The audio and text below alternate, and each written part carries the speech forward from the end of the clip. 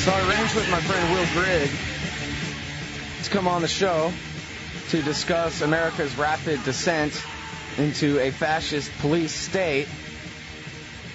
And the headline in the New York Times is that the governor of Texas, Rick Perry, has actually commuted the sentence of somebody on death row. Isn't that like impossible or something? A bit counterintuitive to the topic, but I guess that's the way it is. You guys know Will Grigg. He's the editor of TheRightSource online and writes the great blog Pro-Libertate, which you can find at freedominourtime.blogspot.com. Welcome to the show, Will. Thanks so much, Scott. It's great to be with you again. Can you imagine Rick Perry commuting the sentence of a guy on death row? And he was black. Well, so wonders never cease. In this case, I guess it's wonders commencing. No, I saw that, and I was completely astonished because as late as yesterday, I, among other people, thought that there was no possibility that that sort of thing would happen. You know, Texas is sort of a state that has distinguished itself for the promiscuous use of the death chamber, and there is this folk wisdom about how if you ride with an outlaw, you die with an outlaw. And in this particular case, you're dealing with somebody who obviously had not positively taken a step toward killing somebody. And there was pretty compelling evidence that he wasn't aware that there was going to be lethal violence the night that he was on this ride-along. And from what I understand, I'm not all that conversant with the details of the case. Apparently, you're dealing with what could be considered an act of whimsical homicide on the part of somebody who was in the car that this fellow was driving. And since there wasn't premeditation involved, you really can't make the case that he was constructively involved in that lethal crime. And that's the sort of case that those of us who are skeptical of the use of the death penalty would mount on behalf of the fellow. It's just amazing, as you pointed out, Scott, that the governor of Texas, who's a Democrat turned Republican of no particular distinction in terms of principle, would commute that sentence. So that's a cheerful augury amidst so much gloom. Right, and, you know, especially when, as you say, I guess you call it the promiscuous use of the death penalty here in Texas. I think I read something not too long ago that said Harris County, Houston, just the court system down there has as many people executed as the whole communist state of 1 billion people in China. That's amazing. You know, it's very comparable anyway. I think China may be ahead of Harris County by just a few, but yeah, I know the ranking is it's Harris County and then Texas and then the United States and then I guess China's in there somewhere. You know, puts things in a rather ominous perspective.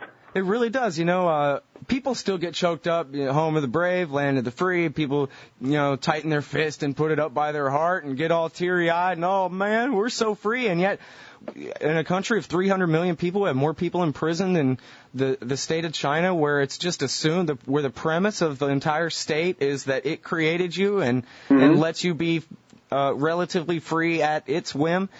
We have more people in prison than them? How can that be? Well, that's one element here of this larger story that I wish more people to pay attention to, the fact that we have a larger prison population, you just said, than an overtly communist state. Probably, if I'm not mistaken, one of the 3 or 4 that still lays proud claim, I suppose, to being heirs of Marx and Lenin.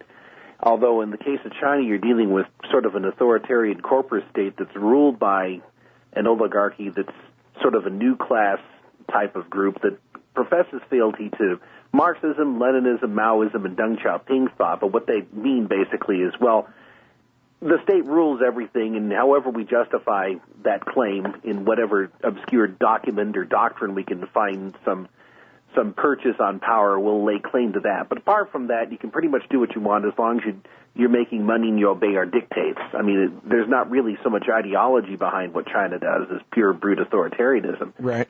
But notwithstanding that fact, it is a pretty awful regime, and they have over 1 billion people under the rule of that tiny oligarchy, and the population of the United States is a rounding error when you're trying to calculate how many Chinese there are in the world, and yet we have more people in prison than the Chinese government does. That's a very sobering indication of what's really going on.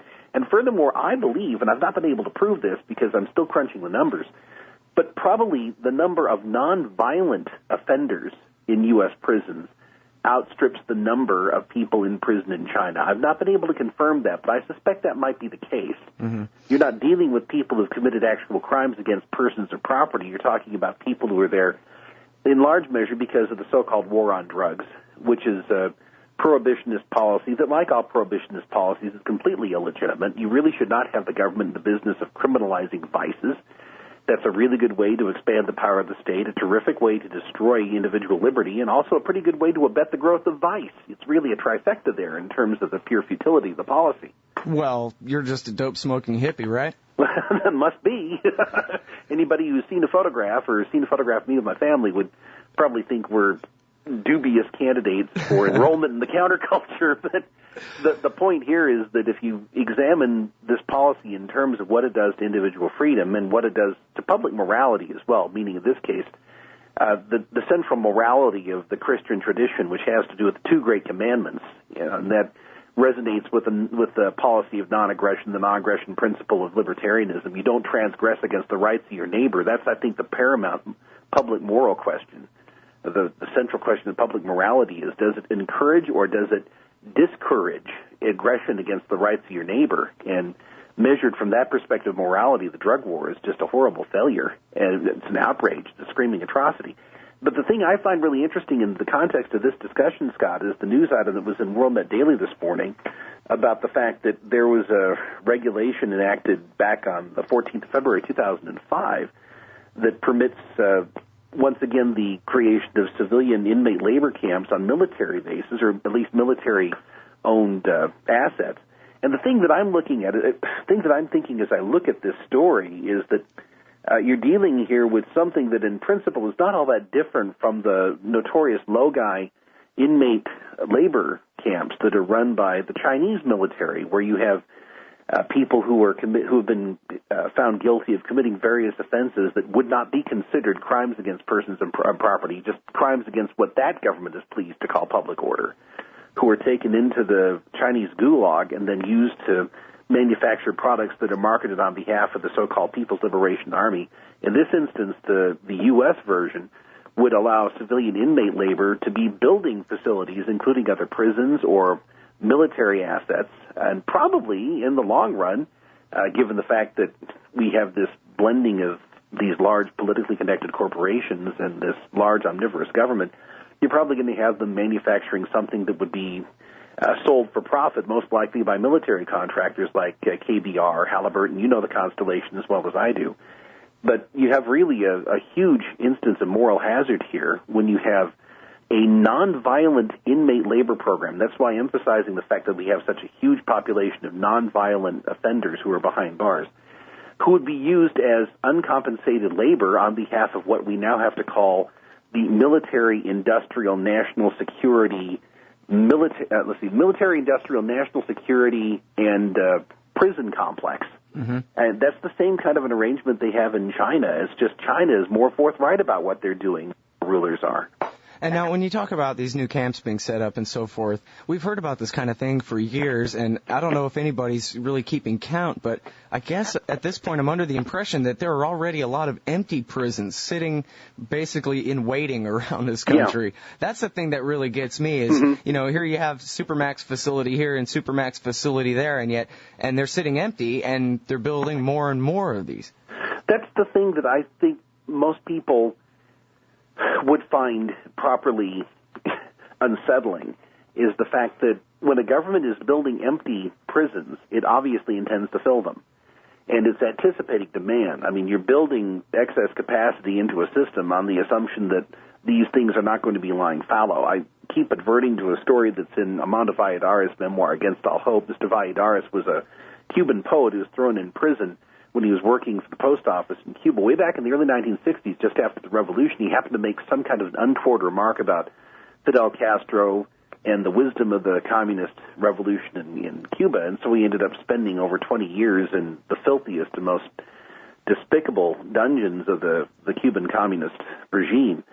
But one of the points he made was that before Castro, one of the previous rulers of Cuba, I can't remember which, I don't think it was Batista, I think it was somebody who predated him, had built this ridiculously huge prison complex, and nobody could understand why he did so. And so somebody, one of his advisors, ginned up the courage to ask the dictator why he'd done this. The dictator said, well, don't worry, someone will come along who'll fill it up. And that someone, of course, was Fidel Castro.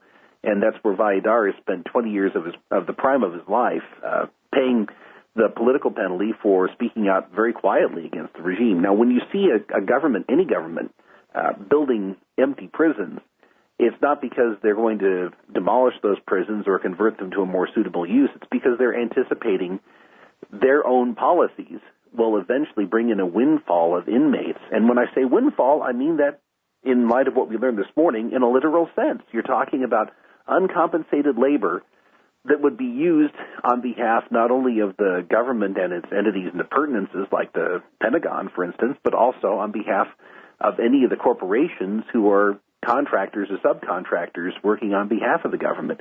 And that's the sort of thing, the latter relationship, that has really grown and proliferated under the Bush-Cheney administration. Well, it seems like with fascism, you get the worst of both worlds. You have the coercive power of the state, and you also have businessmen who are willing, let's face it, from an amoral or an immoral point of view, a congressman is the best investment that a businessman can make. Certainly. And if you're in the steel bar or concrete manufacturing business, you're part of this prison industrial complex. Well, you're just going to keep buying congressmen and keep lobbying them to support the worst wars. And so you have this personal, private profit motive with government taxation power and ultimately, prison at the other end of it. Sure. And all of us are, I guess, just stuck either in the cages or emptying our wallet for them for somebody else. Exactly.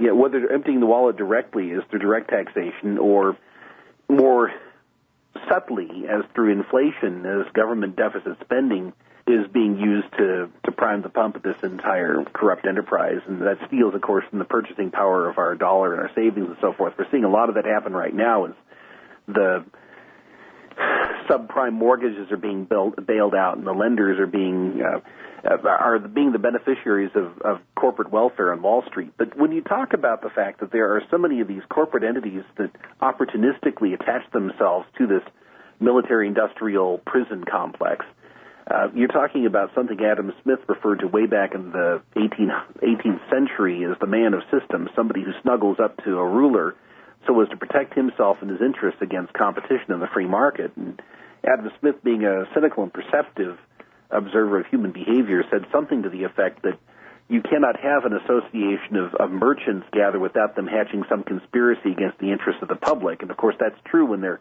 commingling with the government being, of course, a permanent conspiracy against the interests of the governed. Just one small example of what we're talking about, Scott, that I came across the other day was I was looking into what's happening in anticipation of Labor Day when we're going to have these federally subsidized DUI patrols and checkpoints pullulate across the countryside like so many noxious weeds. That happens almost every year at this time, and there's a reason for that. They're out fishing for revenue. You have state and municipal governments who don't have the luxury of inflating the currency so as to pay off their own constellation of constituents, so they have to send out the revenue farmers wearing the tin badges and other costume jewelry to shake down people on behalf of those governments. Yeah, it's like the Christmas shopping season for local it's police Christmas departments. in August, for all of the governments that afflict us. But one of the things we're talking about, we've seen quite frequently in recent years, is something called the DUI enforcement trailer, which is sort of a mobile detention center and testing facility. They'll attach a DUI enforcement trailer to a given roadblock or checkpoint. And it's not like the paddy wagon. It's not like you're going out and finding people who are obviously drunk and dissolute who have either caused trouble by starting some kind of a violent encounter in a bar, or that they're simply strewn in Skid Row where they're a threat to their own welfare, and so you have to pick them up, put them in the paddy wagon. This is something that is used to interrogate people and to use some technically and constitutionally dubious means of establishing whether or not they're driving under the influence. If they are, summarily to detain them there in this trailer. In doing some research on that subject, I came across an outfit called Universal Trailers. And one of the things that they manufacture is what they call an enforcement trailer. And it's just a standard shell. It looks like it could be something relatively innocuous, like your standard issue camper that you pull behind, for instance, a fifth wheel type of an arrangement. However, this, of course, is something which is being used here as an inducement to law enforcement agencies. And their sales pitch runs as follows. Universal makes all kinds of specialty trailers. All you need to do is tell us what you want. Below is an example of a DUI trailer for police departments to haul all the gear you may need to set up a DUI checkpoint, available in various sizes and equipment configurations, et cetera, et cetera, et cetera. Inside you find many options for equipment, such as bench, base cabinets, wall cabinets, 110-volt fluorescent lights, windows, et cetera. We also offer generators and air conditioners to provide more comfort, for whom they don't say. And then this is the part that I found really provocative. For Homeland Security, there are many functions our trailers can help provide. So here they are out pitching to these police departments, which are pretty much now just local affiliates of a centralized Homeland Security entity anyway. I mean, the Homeland Security system is thoroughly unitary and centralized in a way that our founders never would have put up with for any length of time. But they know that there's a lot of money being sluiced into these supposedly local police departments and sheriff's departments and state police units from the federal government, and so they're trying to get in on the gravy train. Here, we offer this wonderful multi-use trailer, and here are some of the things that it can provide. That's, like I said, one small example of the type of rent-seeking corporatist opportunism that we see characterizing this metastasizing Homeland Security corporatist system we're living under. Yeah, I saw a thing on MSNBC just a week or two ago where it was the same thing, and they pointed something to be scared of, in this case, Mexicans. And it was an entire convention center somewhere in Arizona or New Mexico, I think, and it was an entire convention center full of entrepreneurs hawking their gadgets for chasing Mexican people back out of the country again. And this one guy's given the lady, the MSNBC lady's walking around, and he's going, yeah, this here's a directed sound gun. What it does is it blasts holes in their eardrums. That'll make them run away. Grief. And they only cost a few $100,000 a piece. I hope you're watching, Congressman. I hope you're watching, Appropriations Committee. You know, let's do this thing. And you know, no one is going to spend their own money on something like this. Only through the coercive power of taxation is somebody like this scumbag going to make a living doing this kind of stuff. Well, yeah, what you said about this system we're living under right now, which is economically best called corporatism, which was Mussolini's most famous innovation. And actually, he gets credit for it, but Lenin pioneered before Mussolini. The new economic program in the early 20s, the Soviet Union, was corporatism. The biggest difference was that it was internationally subsidized by Western interests in Washington and London. Well, you know, Edward Mandell House bragged that I anticipated Mussolini by several years. Exactly. I mean, Philip Drew was basically the template for what you saw in the Soviet Union and later in Italy. And Italy's system didn't come into bad odor until after he had sort of snuggled up to Adolf Hitler in the late 1930s. Between the late 20s and, say, 1938 or so, Mussolini was actually somebody who was in high esteem on the part of opinion makers and academics and even some churchmen here in the United States.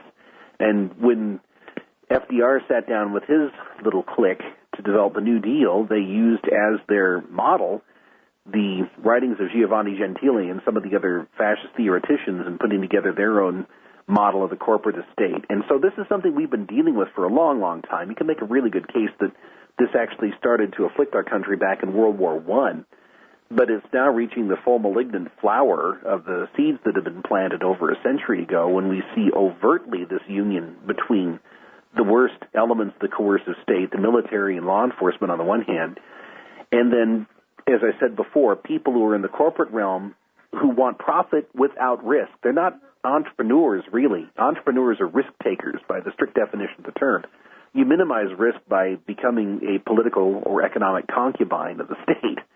And the state's seraglio during the last 5 or 6 years has expanded dramatically, not only over here in the United States, but over in Iraq as well, where Reconstruction was just one riotous orgy of corporate corruption.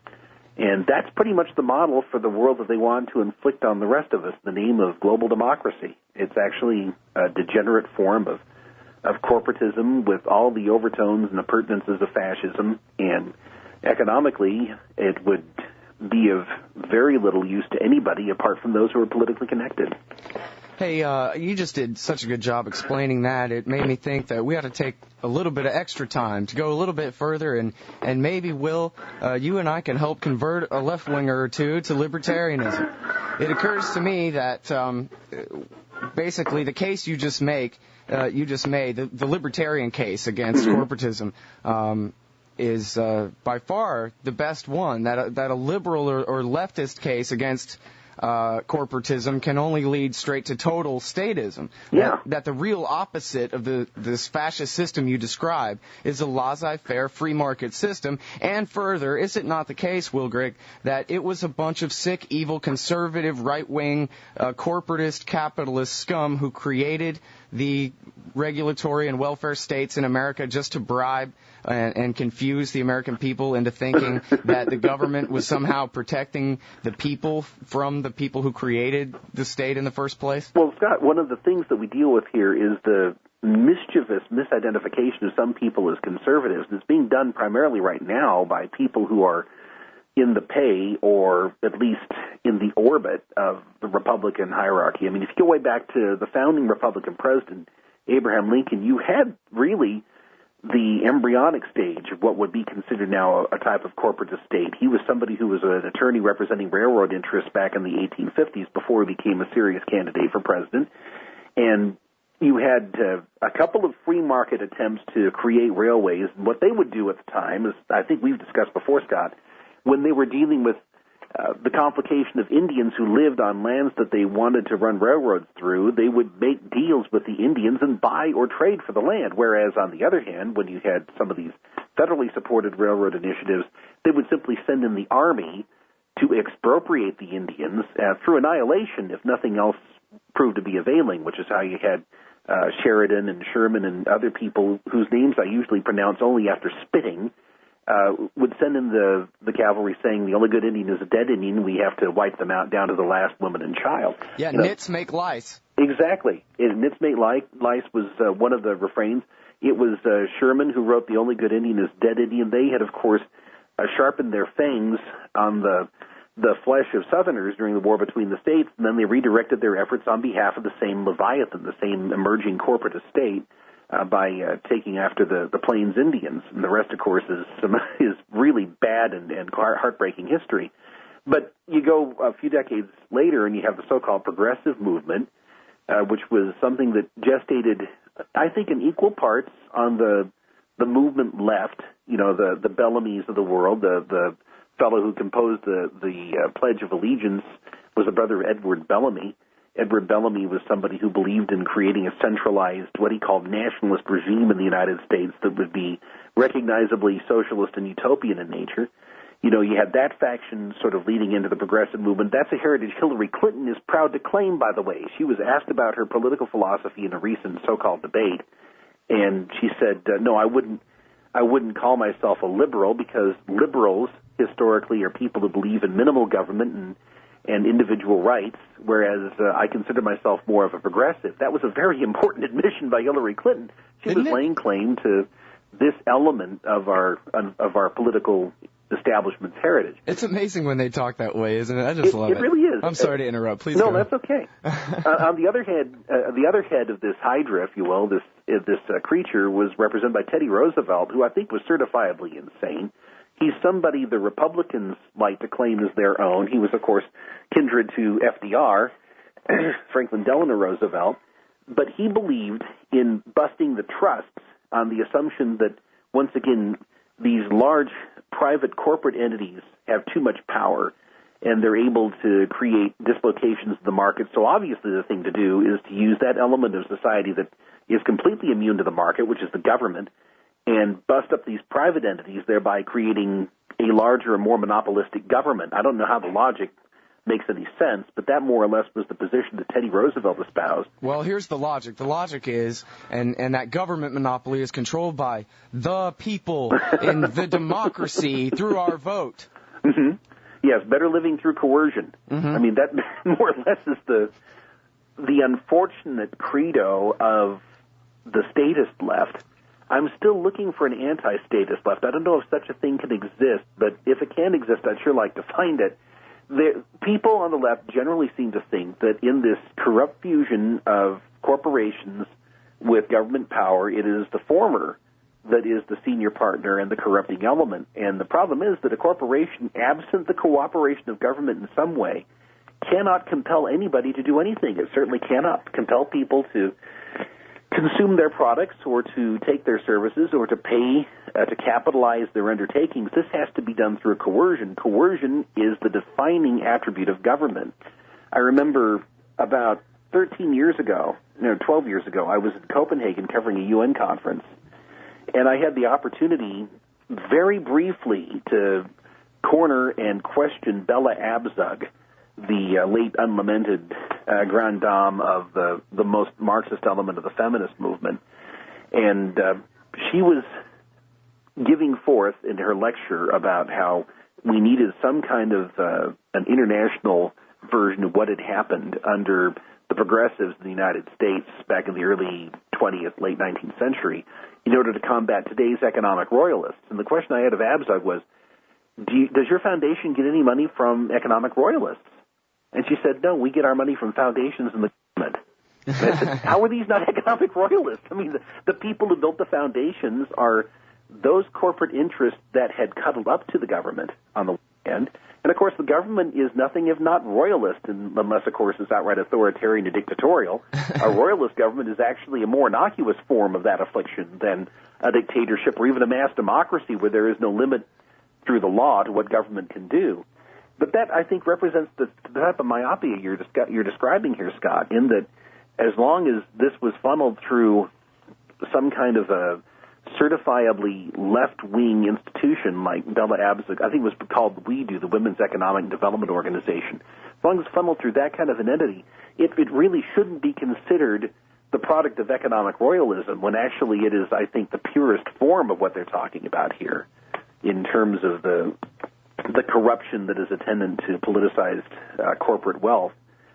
But unfortunately, once again, the assumption on the part of many leftists, their basic premise, the first term of their worldview is that somehow if the state is involved to that extent, if the state is involved in some kind of an enterprise to that extent, that enterprise is sanctified because the state represents something which is better and purer than private undertakings. And the only magical element I can isolate here that would distinguish the state is coercion.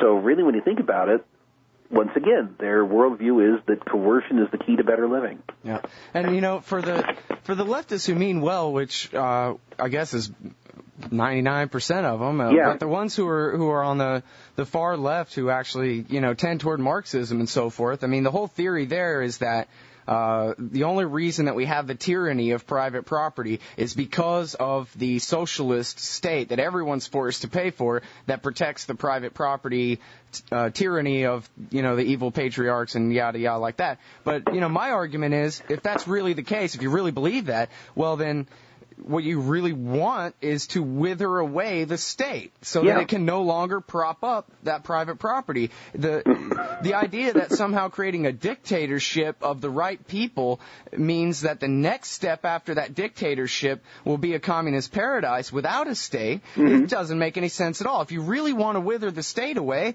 wither the state away. Sure. Stop asking them to be your best friend, for Christ's sake. Exactly. I think that one of the problems here, and this is something that you run into, of course, and you've run into it, and I've run into it, anybody who discusses politics with people who start from a left-wing perspective on these issues, is that they assume that they will be among the anointed few, or at least people who are very close to them and solicitous of their specific interests will be among the anointed few, who will manage our affairs during that supposedly brief interregnum between things as they are right now and the prelapsarian communist paradise that's going to be restored at some time in the indefinite future. And so every entrenchment of the state, and this is something, of course, Orwell in Animal Farm satirizes brilliantly, every entrenchment of the state, every enrichment of its powers to coerce and to immiserate others is seen as a temporary expedient. And there is nothing more permanent than a temporary accumulation of power by government. And it doesn't matter whether you're talking about a Marxist regime or the type of robber state that you have in post-Soviet Russia right now, where you have the same people, the same nomenclatura running things, divested of the ideology and the language and ritual of the Soviet states, the same people are still running things in Russia. or whether you're talking about the Homeland Security regime that's being fastened down on us right now here in the United States, all these things are merely temporary expedients, like the telephone tax that went into effect in 1898 during the Spanish-American War, which was repealed, 3 or 4 years ago, and then mutated into something else. I mean, that's the sort of thing that achieves, as Ronald Reagan once famously said, that he had been faithful to his professed convictions. Ronald Reagan once said that the closest thing to immortality is a temporary government program. And look at the withholding tax, that began as a wartime expedient in World War II.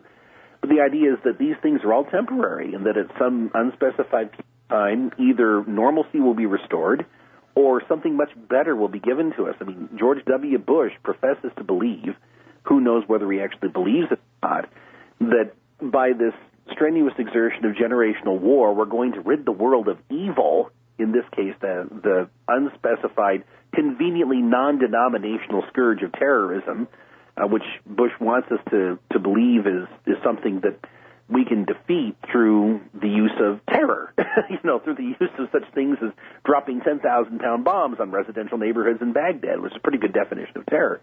Or Dick Cheney would have us believe that the key to fighting terror is to launch a preemptive nuclear attack on Tehran. But by doing this, by this one grand exception to what it is that we seek to create, we can create this beautiful paradisiacal world, which of course is not going to happen because, as I believe as Huxley once said, the ends that we employ.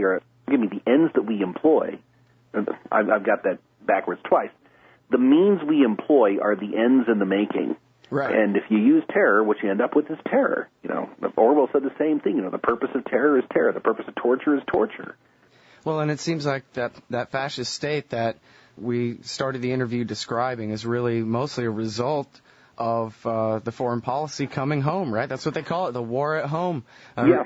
I can't get the image out of my head. I don't know if you saw Spike Lee's documentary that he did for HBO about Hurricane Katrina, but there's this great clip of the guys patrolling around New Orleans, just fresh back from Iraq with their M16s out hanging out and all that. Mm-hmm. And there's a general, I believe he was a general, an old black guy, probably 50, 60 years old, and he's standing in the middle of the street, and he's screaming at these guardsmen, "You put those rifles down. You point those rifles at the ground, son. What the hell do you think you're doing?" And these soldiers, for all they know, they're still in Fallujah. There's no difference to them. They can't do the differentiation. And it's this one sober-minded commander, because of his personality in this one case, he's saying, hey, what? No. Stop your aggressive posture right now. But, these are guys just back from the foreign war that we shouldn't be fighting.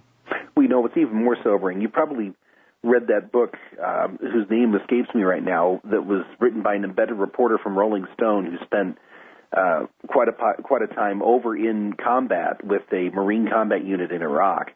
And one of the things that he pointed out, it'll come to me in a second. I can't remember I don't know. The name of the book had Captain America in the title, but it was about these people who had enlisted in the Marines, most of them from very troubled backgrounds, broken homes. Some of them had problems with drug use and alcohol use and things like this as teenagers. But they were very, very efficient in what they did. They were very good it was called Generation Kill. That's the name of the book. But he, in that book, recounts an encounter between this Marine detachment and a detachment of reserves. These reservists had been drawn from, guess what? State police, local National Guard units, people who had been in the local National Guard, gone into the local police, and then from there gone into the reserves and gotten sent to combat duty overseas. But by and large, they're taken from the same people who are patrolling the streets of the United States in peacetime. And what they found out, this Marine unit and this reporter, was that this particular unit of reservists had gone completely nuts. They were shooting up people with gleeful abandon. They were bombing around very conspicuously in large vehicles that have been disfigured with all kinds of aggressive graffiti that evince their determination basically to impose their will by terrorizing people into submission, that made all kinds of trouble for the people who were the professional military in that region of Iraq, precisely because they were more aggressive and they were less discriminating when they would mount a combat operation. They would kill civilians with impunity and without so much as a second thought. These are people who, in peacetime, here in the United States, are law enforcement officers. That's the type of attitude they took to the battlefield with them. They took it to Iraq from the United States. once again, is a really sobering indication of just how low we have descended here in our course into abject despotism. The professional military, the people who come back with all kinds of problematic attitudes that they were sent into a post-Katrina type situation, were actually more restrained and rational than the law enforcement officers who, in the context of the battlefield, were given free rein to express their violent impulses. That's a scary thing. I've said it before, and I'll say it again. At least for this generation, it was Waco that opened the gate. Yeah. The American people loved the Waco massacre. They thought it was the coolest thing that finally the government went and killed all those people so they didn't have to have their soap operas interrupted anymore and let them all burn in hell too. And when the police across the country and the military, especially the federal police, when they saw that, good. The American people love it. It's been a steady dose of nothing but Memphis SWAT and Dallas SWAT on A&E ever since. The American people love it. The toys at the store, the Cobra Commander guy is now the local sheriff. I know. Did you happen to see Rush Limbaugh's reaction to Waco? Actually, no. He had one reaction to Waco of which I am aware, and that was on his short live television program, the evening of the final massacre, April 19th, 1993, when he was looking at what happened. He played the clips, the infamous clips of that church. It wasn't a compound, it was a church. It was a sanctuary in a residential building on fire. Rush Limbaugh reacted by putting up what we now call a Photoshop picture of Janet Reno in a tank, wearing a combat helmet, saying, "Why doesn't Bill Clinton deploy her to solve the best in Bosnia?" That was Rush Limbaugh's reaction. Yeah, his reaction was celebrate Reno. Exactly, celebrate Reno. To that extent, anyway. Obviously, she's somebody who has this to commend her. She's very good at killing civilians, so let's use her to solve the mess in the Balkans. Man. See, I would like to think that that's just, George Carlin pretend nihilism, but nah, he really meant it. Yeah, you remember the famous line that Gary Trudeau got off at Rush Limbaugh's expense about what's the difference between Rush Limbaugh and the Hindenburg. One's a flaming Nazi gas bag and the other's a blimp. That would probably be the best thing Trudeau ever wrote, if I think that so. I've ever heard of. Oh man, so we don't have enough time for this at all, but I'm going to ask you anyway. I don't know anything about this, and I'm sure that you do. Tell me about the North American Union. Is this a real deal that they're trying to push for Continental Union? Hey, I'll tell you a funny anecdote, Will, Sure. before you answer. Let's see, it's 2007, so I guess it was about 10 years ago. I saw Mikhail Gorbachev give a speech at George Washington University, and, they loved him a lot more than George Washington, no doubt about that, all the little commie grad students there. But the speech was, of course, through his translator, about how, well, we're going to have world federalism one way or another, but unfortunately there are a lot of reactionary types around the world, and so there are going to be difficulties. But as we move toward world federalism, there are a few different options we could take, and one of them would be Continental Union first into, larger and larger regional groups, and then merge those together. But I have to say, as I've seen this, policy laid out, at least as to be planned, I've also seen it thwarted. The free trade of the Americas was supposed to be done all the way down to the tip of Argentina by 2005, and that surely hasn't happened, although it seems like they're moving towards Continental Union in Latin America anyway, apart from the North American Union. But the reason I'm so curious about this is because it seems like Dick Cheney's policy has really been against what the typical so-called realist, liberal, internationalist Council on Foreign Relations crowd would want. And I wonder if you think he and George Bush, his junior, are actually pushing toward literally erasing the borders between Canada and Mexico that keep their governments out of our territory and our government out of theirs. Yeah, I do think that what we're seeing on the part of the Bush administration's policy does envision the consolidation of at least some elements of the executive branch of the United States government with its counterparts in Mexico and in Canada. And they're already treating the border between the United States and Mexico as fiction for the purposes of government policy, if not necessarily for the purposes of the free movement of goods, services, and people. The latter is always the bait that's put on the hook of political consolidation. The examples we saw, for instance, in Europe during the build-up to the creation of the European Union always involved the redefinition of national boundaries and other elements of national sovereignty as impediments to free trade, when the people who are involved in this don't believe in free trade to begin with. They do not believe in the mutually beneficial exchange of goods and services between people without government intervention, which is what free trade is, whether you're talking about free trade within a community or free trade internationally. It's an exchange, an economic exchange that's not filtered through government, and government only serves as an umpire to make sure that neither force nor fraud is used in that transaction. What's happening with North American integration, there's no way of getting away from it. If you read the actual literature that's put out by the people like Robert Pastor and people like Dick Cheney, who has been very candid in some circumstances talking about promoting this agenda of political integration, there's just no way getting away from the fact that we're seeing in our hemisphere something that parallels what happened in Europe. And in South America, it's run into some obstruction because Mercosur is pursuing its own agenda, which is more overtly socialist than the corporatist elements that we're seeing drive the process from North America and South or Central America as well. And so presumably the only thing that really is throwing up much of an obstruction to the consolidation of the hemisphere would be this dissonance between two brands of collectivism. You've got the corporatist, more fascist elements here in North America, and you've got the more populist Marxist version that you're seeing in South America.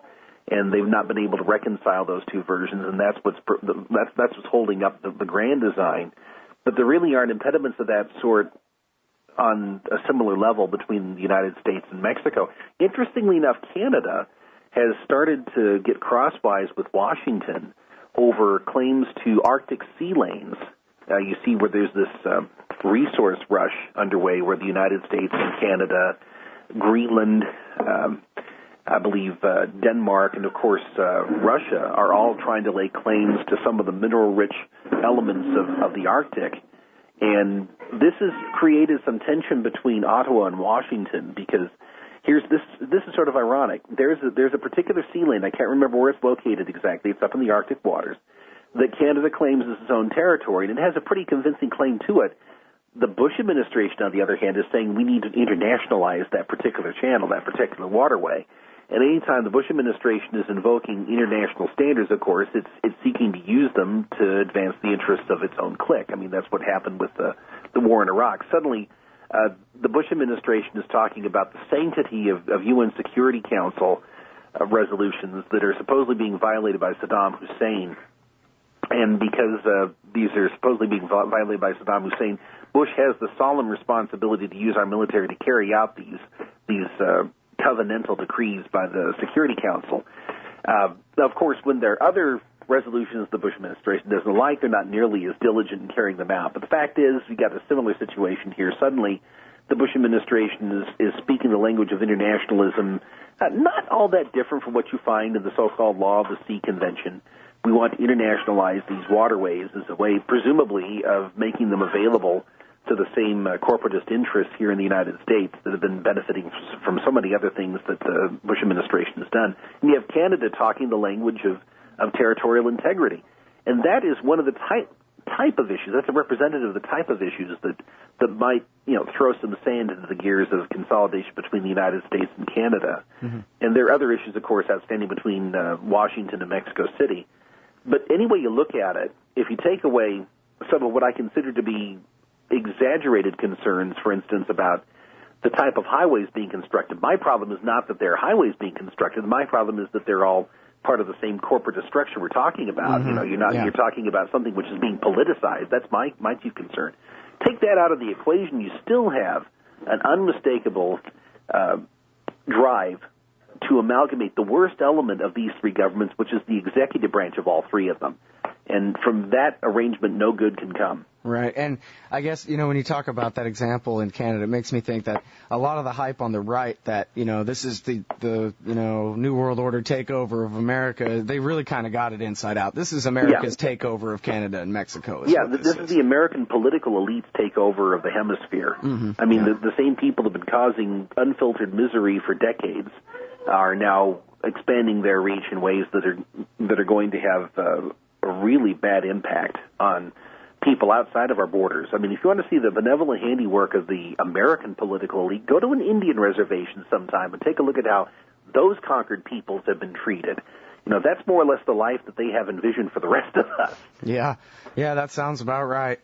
I'll tell you, and there's one kind of shining silver lining to all this, and that is that, you know, I guess like Princess Leia said it, the more you tighten your grip, the more will slip through your fingers. Yeah. And this whole Ron Paul revolution thing is taking off, and even if he gets last place in all the primaries, which I know he won't, this will still be the most people to learn about the dangers of this corporatist fascist structure that you're talking about from a free market point of view, from the real opposite point of view of fascism. Exactly, and the really glorious thing about it is that it's trans-ideological.